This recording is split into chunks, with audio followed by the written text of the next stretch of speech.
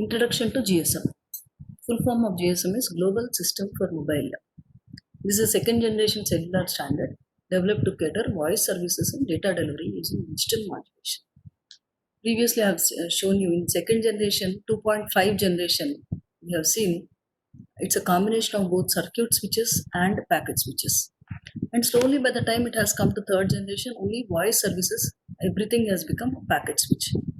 So GSM is the one which is actually which can take the which can probably say that GSM is the one. After GSM, this voice services or packet switch has been developed.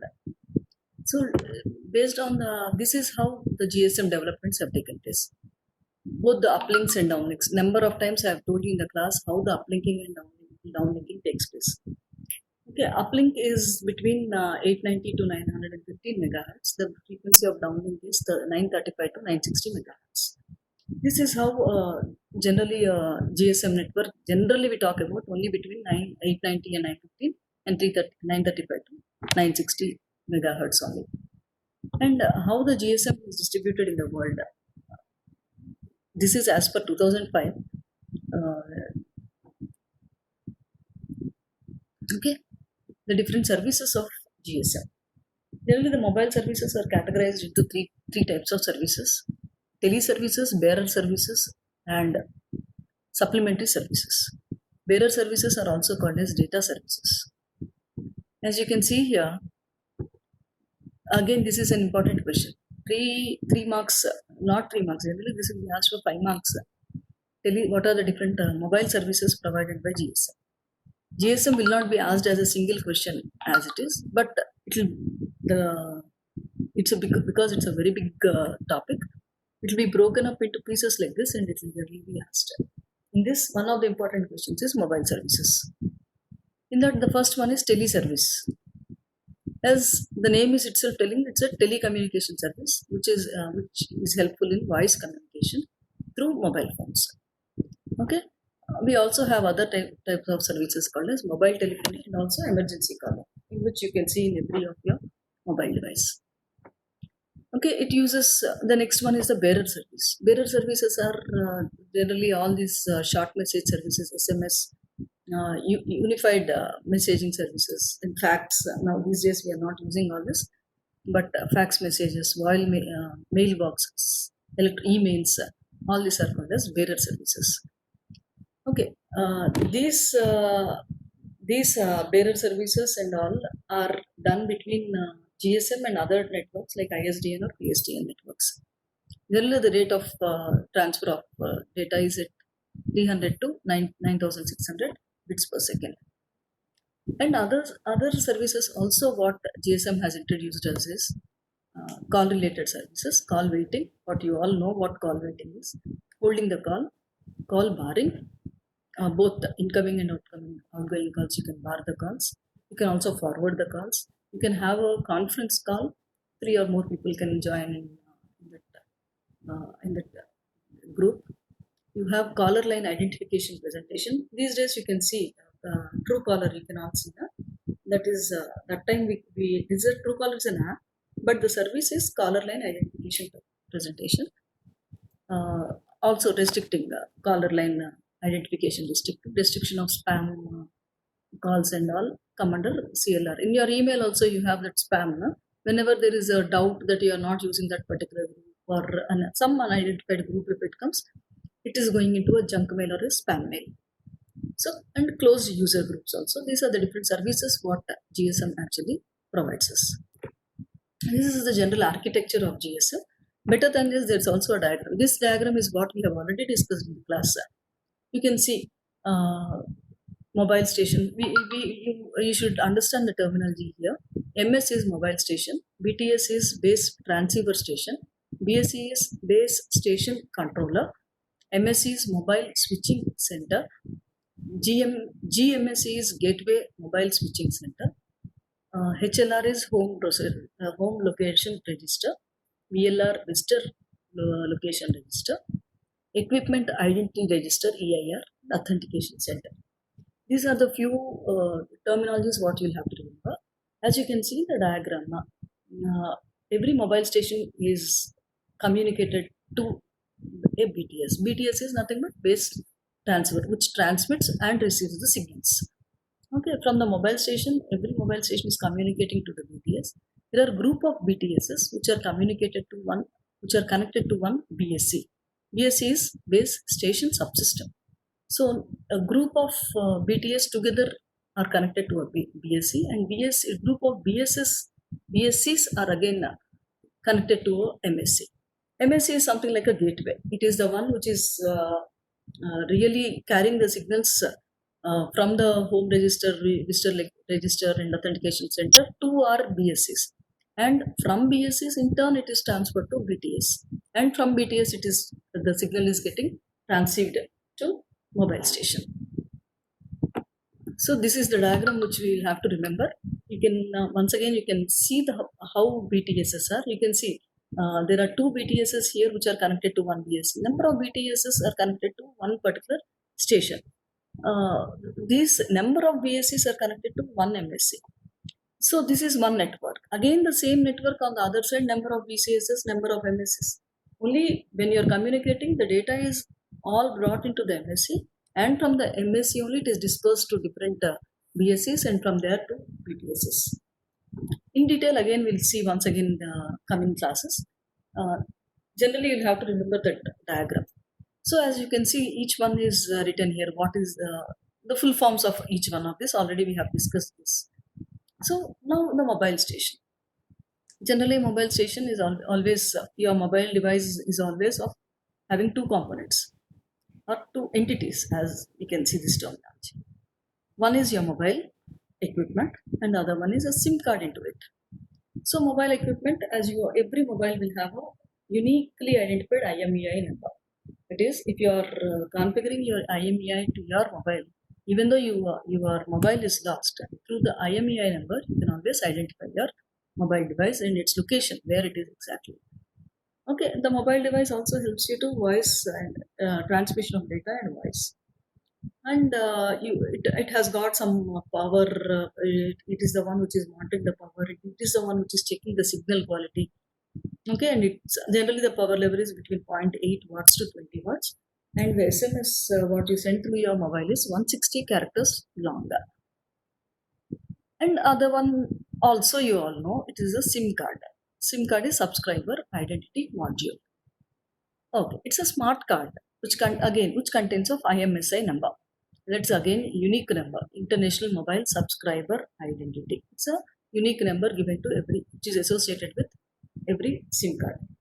What is the function of the SIM card is to allow the user to send and receive the signals or the calls through whichever network you have subscribed, whichever service you have subscribed. Suppose Idea or Airtel or Jio. All these are the different services of your SIM card. Okay, and the data which is through the SIM card is always encrypted. The key they use, you all know encryption, so you have studied in your syllabus.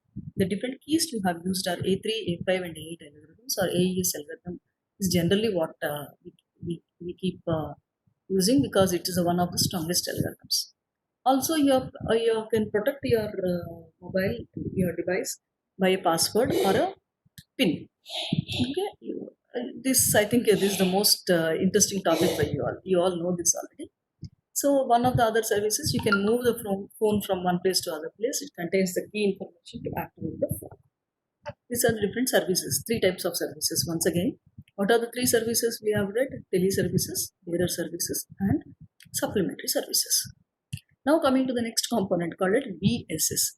The whole combination of BTS and BSC is together called as base station subsystem. The combination of BTS and BSC is called as base station subsystem. Okay, this is the one which uses ABIS interface. We call it ABIS interface to interface which allows operations between the different components between BTS and BSS. What is the function of the BTS? BTS is the one base transceiver station. The name is telling you something: transmission and receiver. So whenever there is a transmission and receiver, it is done only through an antenna. Uh, Also, whenever there's a transmission and receiving, the data should be encrypted, right? So the BTS is the one which is looking after these things. It encodes, encrypts, multiplexes, modulates, and feeds the signals to the antenna. The BTS main duty of the BTS is transceiver receiver, transmits and receives. Whenever you say about transmission or receiving, the data should be encrypted. Keep this in mind. It will be easy for you to remember on this. So the data should be encrypted. So the BTS primary duty is to do what? It is to encrypt the data and feed it to the antenna and give off to the antenna. From the antenna, where does it go? It goes to the BSC. So it's also responsible for frequency hopping, communication with BSC. As I told you, the data should be encrypted and it should be given to the, or it should be sent to the signal should be sent to the antenna, and consists of transceivers. It has got number of transceivers and units inside. That's the name, we call it as base transceiver station. Now coming to BSC, what is the role of BSC? BSC is the one who manages the signals. Okay, which is the one which is assigning frequency and which is assigning a time slot for every signal. You all remember in our frequency division multiplexing, we have seen how time slots are actually assigned to each frame. Okay, that assigning is done by this BSC, base station control. It is the one which is telling, just like a train and stations, at what time the train has to come, what should be clear, the platform should be clean, or cleared at that time. So that what happens if the platform is clear, even though a new train comes, there will not be any collision. The BSC also does almost the same thing. It is the one which is responsible for assigning the frequency. It is the one which is responsible for assigning time slots for all the mobile stations in its area. Okay, so that why is it assigning this frequency and time slot? So that no collision takes place between one signal and the other. Just like, remember, just like our railway station, this also works. It is the one which is controlling all the BTSs. Okay, it handles call setup. It is the one which is also responsible for handing over the signal to the mobile station. It is the one which is communicating with the BCS, with the BTS and MSC. It's something like a middleman between BTS and the MSC. MSC is again what? We have seen group of BSCs are connected to one MSC. Okay, now MSC is network switching subsystem. All the group of MSCs come under network switching subsystems, NSS. All the BTS and BSC come under BSS. All the MSCs and other GMSCs and all come under NSS, network switching subsystem. This is the heart of the network, as we know, because that is the one which is acting really like a middleman. It is the one which is responsible for handing over from the BSCs to other BTS and other BSCs. So this is something like a middleman which is acting between two or more networks. So definitely we call this as a heart of the network. It is the one which is, just as I told you just now, it is the one which is managing the communication between GSM and other networks. So it's something called as heart of the system.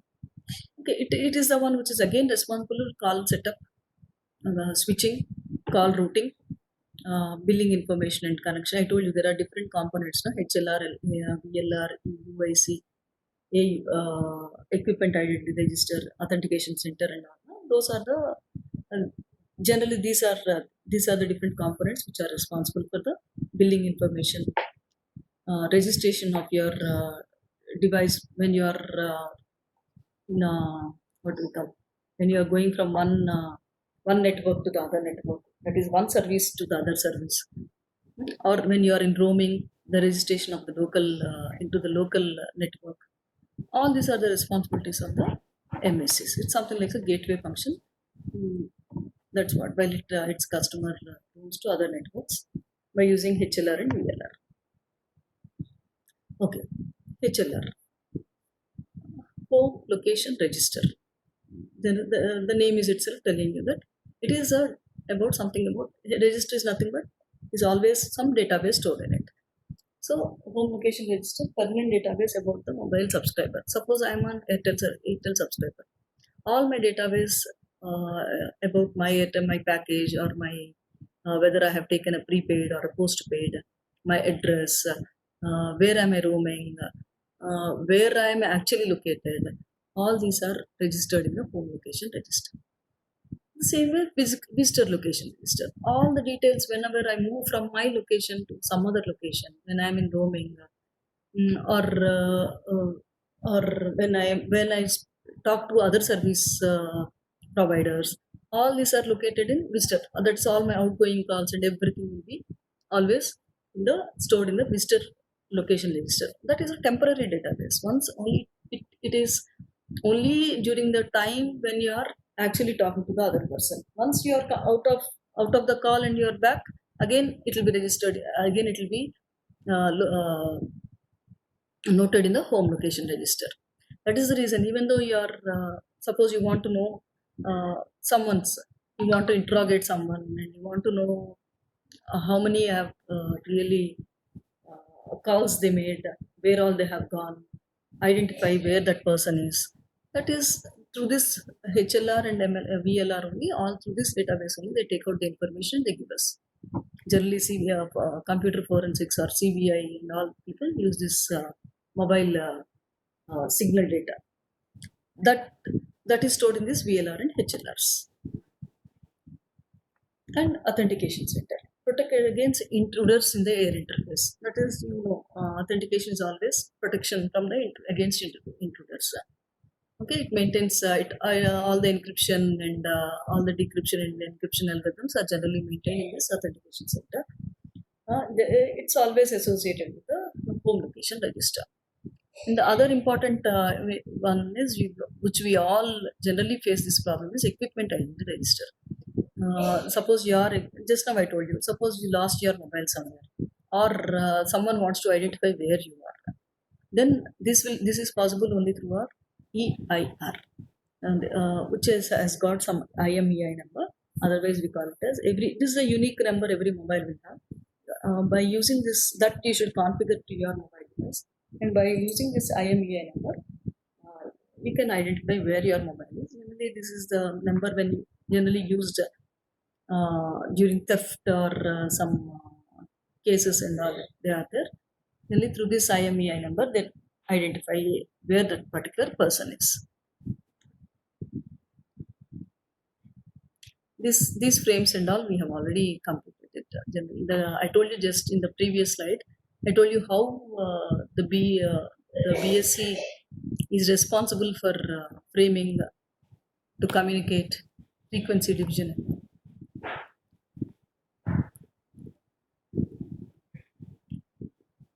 Okay, localization and calling. I'll show you this diagram first. Then we'll see what how this routing or localization is taking place.